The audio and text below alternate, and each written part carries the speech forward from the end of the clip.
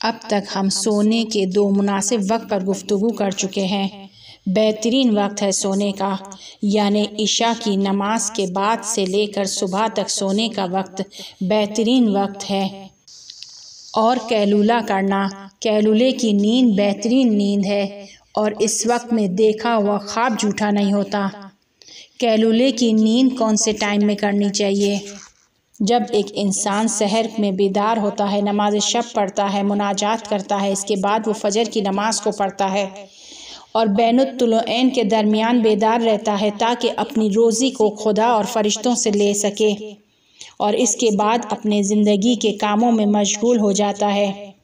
अब जब 10, साढ़े 10, 11 बजने का टाइम आता है तो उसे नींद आना शुरू होती है, थकावट महसूस होने लगती है, और जब वो ज़ोहर की नमाज से 2 घंटे पहले सो जाता है तो ये उसका कैलूले का वक्त है। ये तो 2 सोने के मुनासिब वक्त थे, लेकिन 5 ऐसे वक्त हैं कि जिसमें हमें जागने का हुक्म दिया गया है। जागना हमारे लिए बेहतर है और सोना हमारे नुकसान का बाइस है। पहला वो वक्त बैनुत तुलूऐन का है, यानी अज़ान सुबह से लेकर सूरज निकलने तक का वक्त।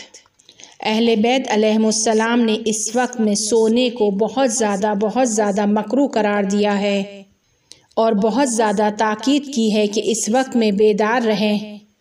रसूल खुदा सल्लल्लाहु अलैहि वसल्लम से नकल है कि ज़मीन 3 वक्त में ऐसी फरियाद बुलंद करती है कि दूसरे वक्तों में नहीं करती, और उन 3 चीज़ों में से एक चीज़ ये है कि अगर कोई बैनुत तुलूऐन के दरमियान ज़मीन पर सो जाता है तो ज़मीन फरियाद बुलंद करती है।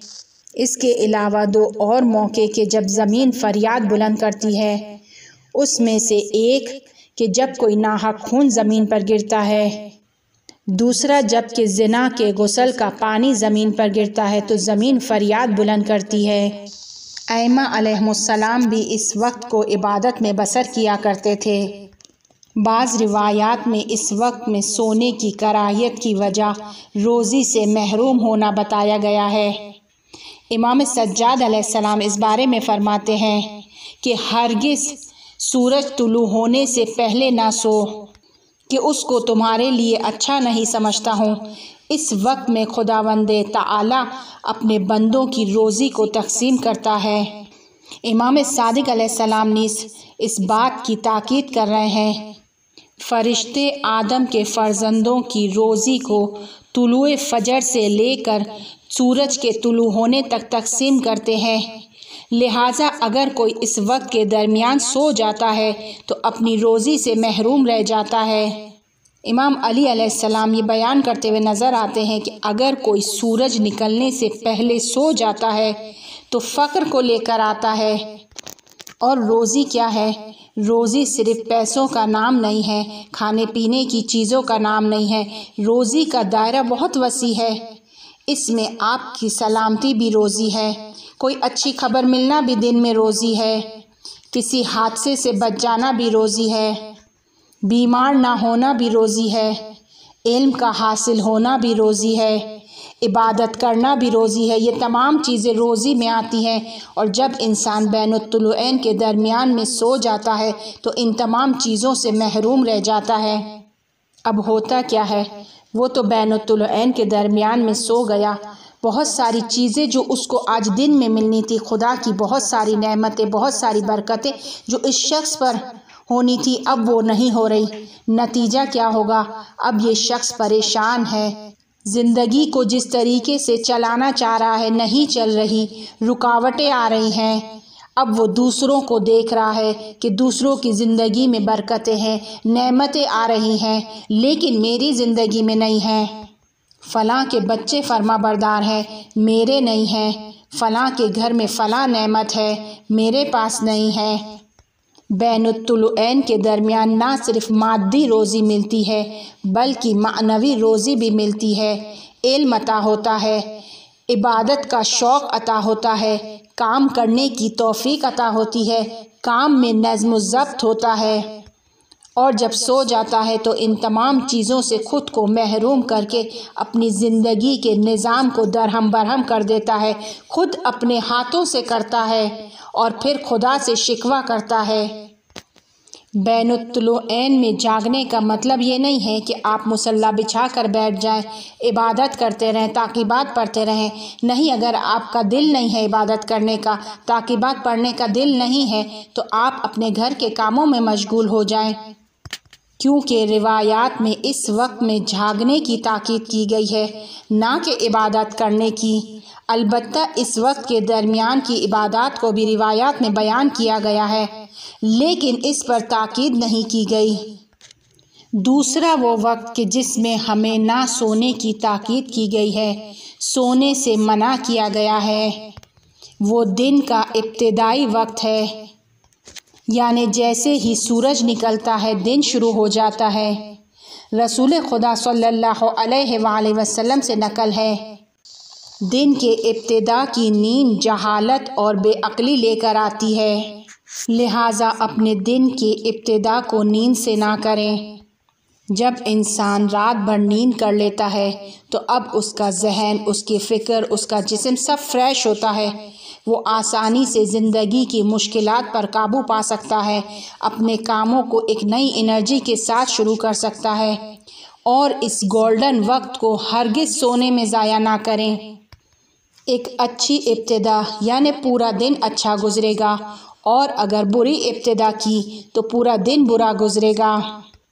रसूल खुदा सल्लल्लाहु अलैहि वसल्लम जब रात की नींद से बेदार होते थे तो सबसे पहले सिजदे में जाते थे, यानी बेदारी के बाद के पहले लम्हे को खुदा की हम्द व सना, दुआ और मुनाजात में गुजारते थे।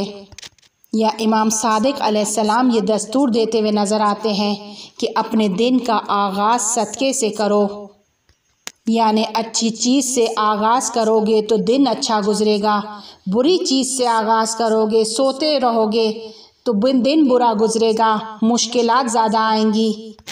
लेकिन इंतहाई अफसोस के साथ आजकल हमारे माशरे में एक नया रिवाज राइज हो गया है।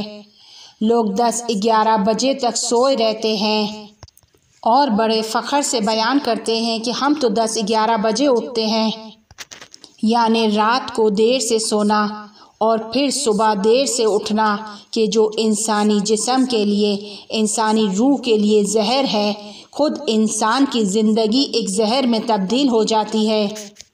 अगर इंसान गौर व फ़िक्र करे तो ये भी एक हक़-उन-नास है।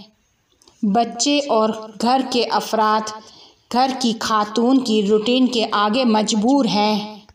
अगर घर की खातून घर के माहौल को एक ऐसे माहौल में तब्दील कर रही है कि जहां बच्चे रात को देर से सो रहे हैं, घर के अफराद रात के 12-1-2 बजे से पहले सोने का हक़ नहीं रखते, इस कदर घर में शोर शराबा होता है कि घर में मौजूद एजिड अफराद सो नहीं सकते, तो वो खातून मुकस्सिर है उन तमाम बच्चों की, उन तमाम अफराद की।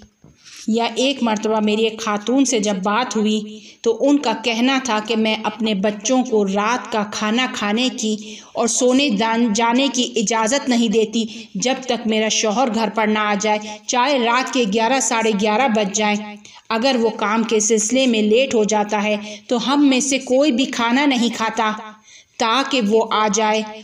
वो इस तरीके से अपने शौहर को कंट्रोल करना चाह रही थी, लेकिन दूसरी तरफ वो बच्चों का हक़ ज़ाया कर रही थी।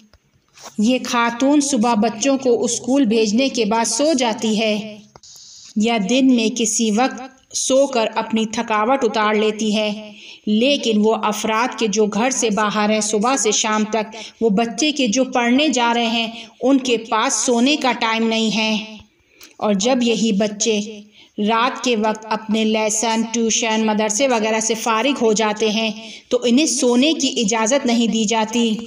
टाइम बना लिया है कि रात 10:30 बजे ही सुफरा लगेगा। जब तक बाप घर में नहीं आ जाता बच्चों को खाना नहीं मिलेगा, बच्चों को सोने की इजाज़त नहीं मिलेगी। ये बच्चों पर इंतहाई जुल्म है। अगर बच्चे के रोज़मर्रा के दिन के तमाम काम ख़त्म हो गए हैं तो उसे खाना देकर सुला दे, ना सिर्फ बच्चे की सेहत भी सालिम रहेगी बल्कि आपका माइंड भी फ्रेश रहेगा। घर के माहौल में एक सुकून सा छा जाएगा। और अब जब घर का मर्द दाखिल होगा तो यहाँ पर लड़ाइयाँ नहीं होंगी।